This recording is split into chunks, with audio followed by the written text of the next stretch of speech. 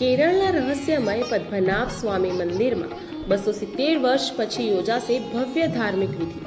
કેરળના તિરુવનંતપુરમ સ્થિત દેશના સૌથી ધનિક મંદિર પદ્મનાભ સ્વામી મંદિર, કે જે તેના 7 રહસ્યમય ભોયરાઓ માટે પ્રખ્યાત છે, તે મંદિરને પવિત્ર કરવા માટે 8 જૂન 270 વર્ષ પછી મહાકુંભાભિષેકમ નામની ધાર્મિક વિધિ કરવામાં આવશે। મહાકુંભાભિષેકમની વિધિમાં સૌથી પહેલા આચાર્ય વર્ણમ, પ્રસાદ શુદ્ધિ, ધારા, કલશમ સહિતની પૂજાઓ કરવામાં આવશે।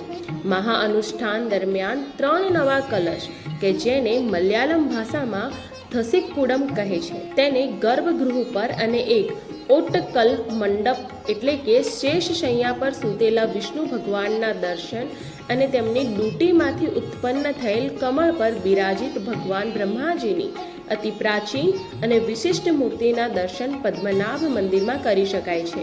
તેની ઉપર સ્થાપિત કરવામાં આવશે વિશ્વક્ષેનની પ્રતિમા ફરીથી સ્થાપિત કરવામાં આવશે અને તિરુવંબડી શ્રી કૃષ્ણ મંદિરમાં અષ્ટબંધ કલશમ હશે।